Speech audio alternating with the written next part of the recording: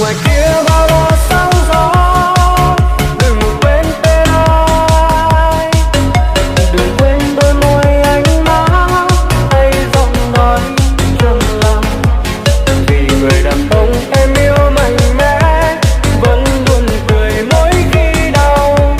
Nếu yêu thêm người sau thì xin em cũng đừng quên tên ai. Và nên nhớ ai đã là người vượt qua bao thăng trầm, cùng em đi qua bao khoảnh khắc, để giờ này lại chia tay. Đâu đó phía cuối con đường kia, cứ mỗi đêm trời khuya, nước mắt tuôn rơi hoài.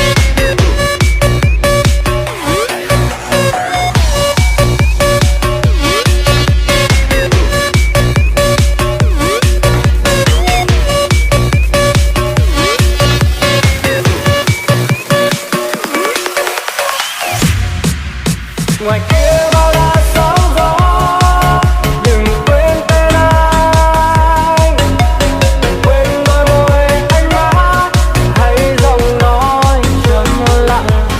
Vì người đàn ông em yêu mạnh mẽ vẫn luôn cười mỗi khi đau. Nếu yêu thêm người sau thì xin em cũng đừng quên tên ai. Và nên nhớ ai đã là người vượt qua bao thăng trầm, cùng em đi qua bao khoảnh khắc, để giờ này lại chia tay. Đâu đó phía cuối con đường kia, cứ mỗi đêm trời khuya, nước mắt tuôn rơi hoài.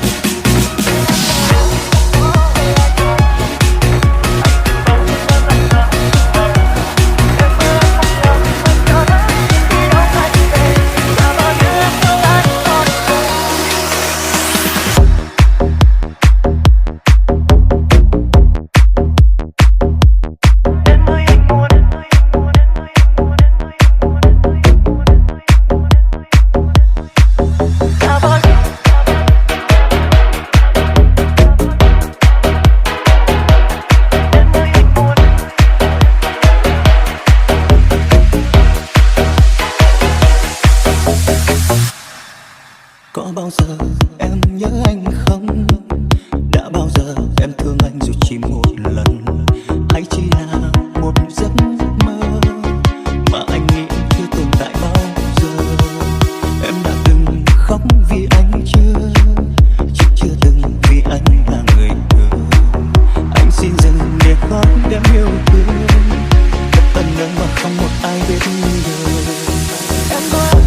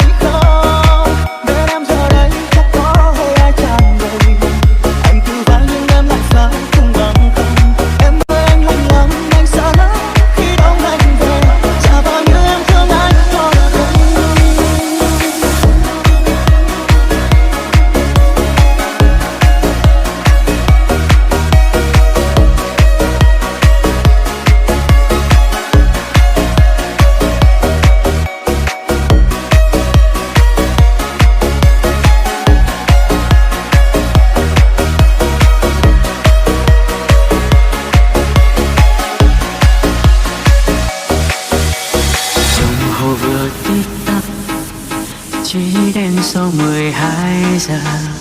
Sao giấc ngủ đêm nay của anh chợt có hơn nhiều khi mỗi ngày. Rồi nhiều đêm qua như thế, em đã không còn như lúc xưa. Lúc em buồn là có điều khác tay anh xóa tan mỏi mệt. Một liều thuốc đưa em vào